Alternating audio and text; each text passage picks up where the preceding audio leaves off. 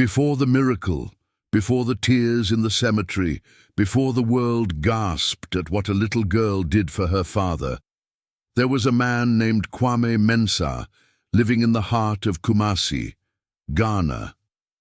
Kwame was not born lucky. Life didn't hand him comfort or riches. He was orphaned as a young boy, and the streets quickly became his teacher. He learned to fight, not with fists, but with determination. His hands were rough like old tree bark, always covered in cement dust or oil from machines. During the day, he hauled bricks on construction sites. At night, he worked in a noisy, crowded factory. But when the sun rose, something magical happened. That's when Kwame became a wakie seller. Under a crooked umbrella and with 2 large pots balanced on a wooden stand, he served Ghana's beloved rice and beans dish to taxi drivers, students, and market women. He added shito, gari, boiled eggs, whatever he could afford. But it wasn't just food he served. Kwame offered smiles, encouragement, hope. One hot afternoon, while sweat dripped down his back and the smell of cooked beans floated through the air, she appeared, a woman with a graceful walk and a soft voice.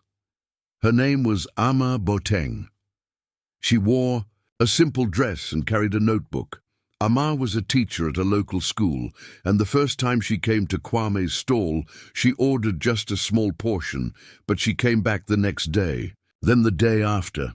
Every visit brought laughter, short chats, and gentle teasing. She would ask about the beans, and Kwame would joke, "They're cooked with extra love today." She would smile, and he would feel his heart grow lighter. Then, one rainy evening, something unforgettable happened. The sky cracked open with thunder, and the rain came pouring down without warning. People ran for cover. Kwame scrambled to protect his food. Out of nowhere, Ama showed up, soaked and laughing. She helped him pack up, both of them fumbling with the pots and wrappers, giggling like children under a shaky bus stop shelter. "I think I love you," Kwame blurted without thinking. Ama froze, then laughed. Not mockingly, but joyfully. "I was waiting for you to say that," she said softly, and just like that, the two became one. They didn't have much, but together, they were rich. Every morning, Ama helped Kwame prepare the food, soaking beans, slicing onions, wrapping plantains. She brought new ideas, adding jollof, packaging in banana leaves, giving free tastings. She decorated the stall with little flowers and wrote funny signs like, "Hot waki, hotter love." Business boomed. People didn't just come for the food. They came for the couple, for the warmth, for the way Ama and Kwame looked at each other. Their stall became a landmark in Kumasi. Then came the big break. One evening, Kwame got a phone call from a woman who said she was with Global Link Telecom. They wanted catering for a company event, 200 guests. It was bigger than anything they had ever done. Kwame hesitated. "Ama didn't. We'll do it," she said firmly. They worked day and night, borrowed big pots, got help from Ama's students. When the event came, their waki was the star. Orders poured in after that. They saved every CD. And finally, the street stall transformed into a bright yellow shop in the center of the city. Ama and Kwame's Kitchen, written in bold red letters above the door. As their business grew, so did their love. They took Sunday walks along the beach, eating roasted corn. They sang old songs together. On Ama's birthday, Kwame cooked dinner by candlelight. On his birthday, she gave him a second-hand radio because she knew he loved to listen to high-life music at night. Then, one evening, as the waves kissed the sand, Kwame got down on one knee. He didn't have a diamond, just a small gold ring tied to a ribbon. Ama burst into tears. "Yes," she whispered, 1,000 times, yes. Their wedding was simple, plastic chairs, a rented tent, laughter everywhere.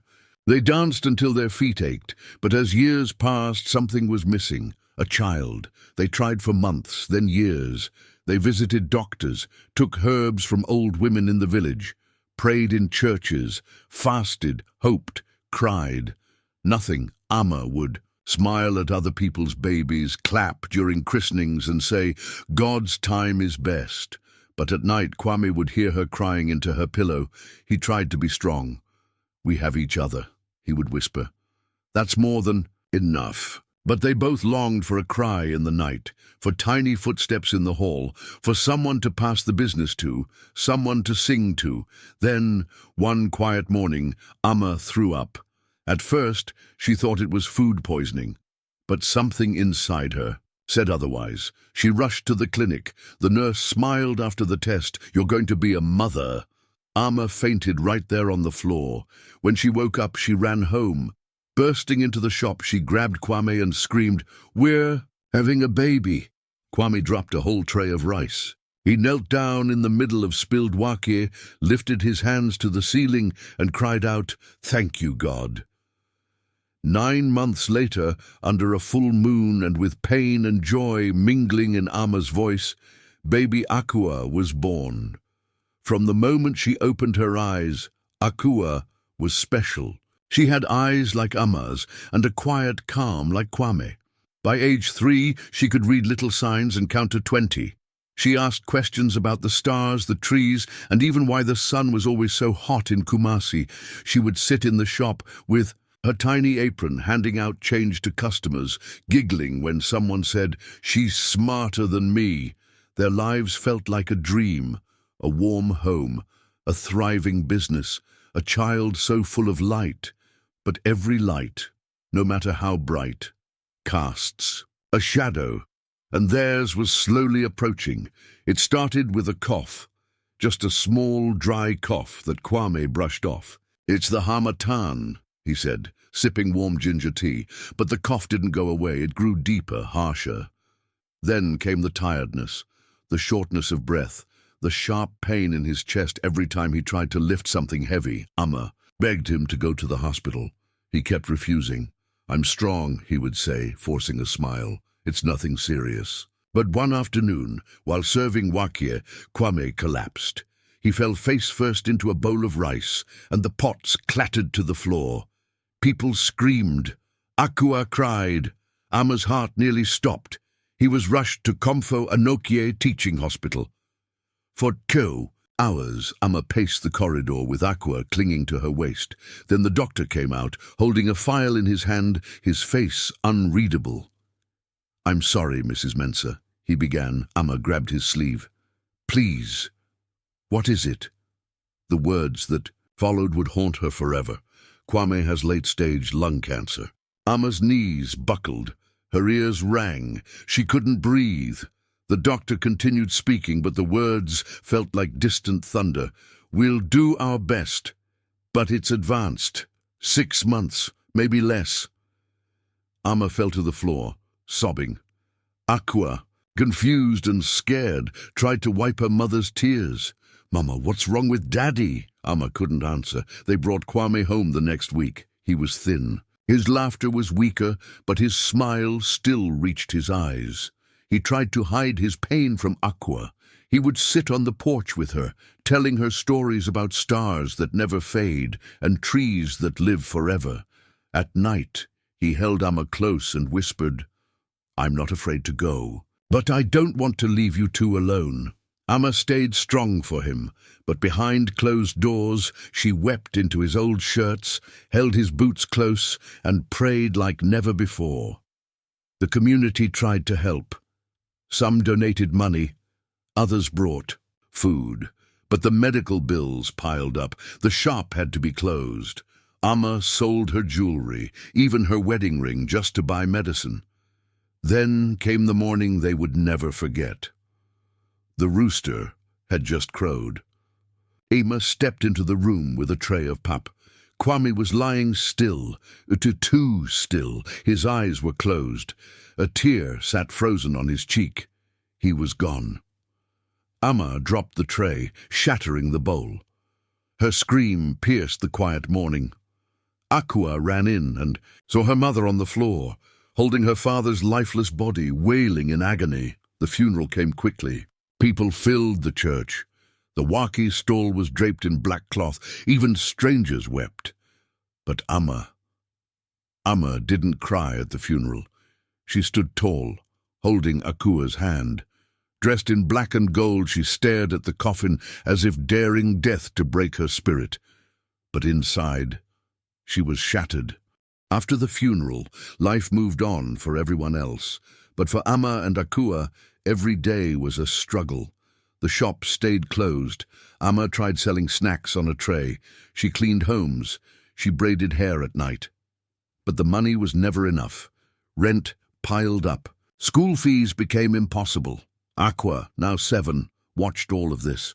She saw her mother sleep on an empty stomach. She saw her cry at night, whispering her father's name. She saw how tired she looked, how her hands were always blistered, how she stared at pictures of Kwame with eyes full of pain. One day, as they sat on a bench eating dry bread, Aqua turned to her mother. "Mama, can I do something?" Emma smiled weakly. "Of course, my love. What is it?" Aqua stood, brushed crumbs off her dress and said, "I want to sell waki, like Daddy did." Amma laughed, thinking it was a child's fantasy. "You're too little, Aqua." But Aqua didn't laugh. She looked straight into her mother's eyes. "Daddy said I was smart. He said I shine. I want to help you." Amma blinked, stunned. Then she pulled her daughter close. "Oh, baby, you already helped me, just by being you." Aqua didn't argue. She waited. And that night, while her mother was sleeping, Akua tiptoed to the kitchen. She took Kwame's old apron, tied it around her waist, and began planning something big. She didn't know how to cook yet, but she remembered how her father set up the stall. She remembered how he greeted customers, how he scooped the rice, how he always said, "Treat each person like royalty." The next day, she asked the neighbor, Auntie Essie, to teach her how to cook beans. The day after that, she asked Uncle Kojo how to light a charcoal stove.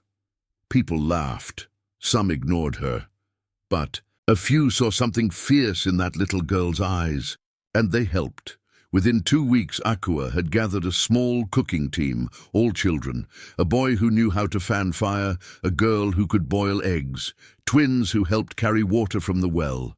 They called themselves the Tiny Waki Warriors. Amma had no idea what her daughter was up to, until one Saturday morning she stepped outside and saw a crowd gathered around a tiny wooden table. Children were serving waki, real waki. There was even Shito and Gari, and right at the center was Aqua, her father's apron dragging on the ground, smiling like the sun. Amma froze. She couldn't speak, couldn't move.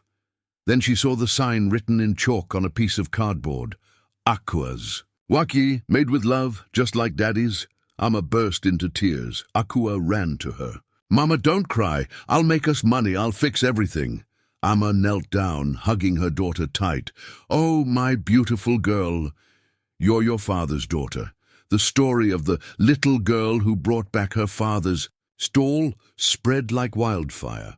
First through the neighborhood, then across Kumasi, then the whole country. A TV station did a story on her. Then came donations, then sponsors, then a food truck with Aqua's Waki written on the side in big, bold letters, and on the back of that truck, painted in soft colors, was a picture of a man smiling with calloused hands and eyes full of dreams.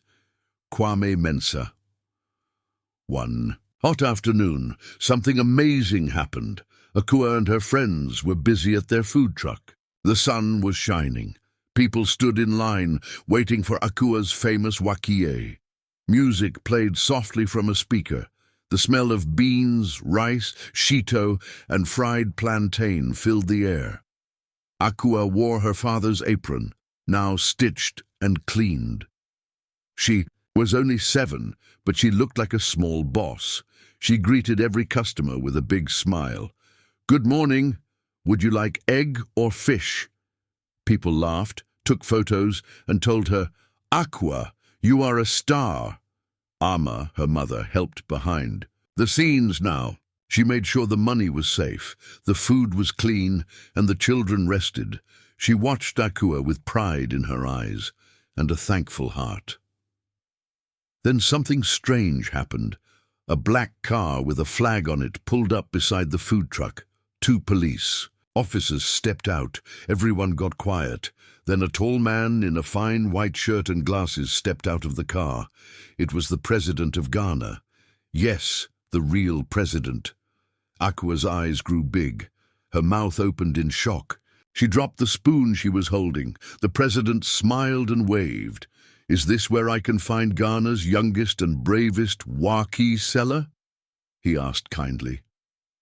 People began cheering. Phones came out. Cameras flashed. Aqua stood still. She couldn't believe it. The president was talking about her. She walked slowly toward him. "Good afternoon, sir," she said, trying not to shake. The president bent down and said, "Good afternoon, Aqua. I've heard about your story. You're a hero. I came to taste your waki." Aqua turned and shouted, "Egg or fish, Mr. President?" Everyone laughed. The president smiled.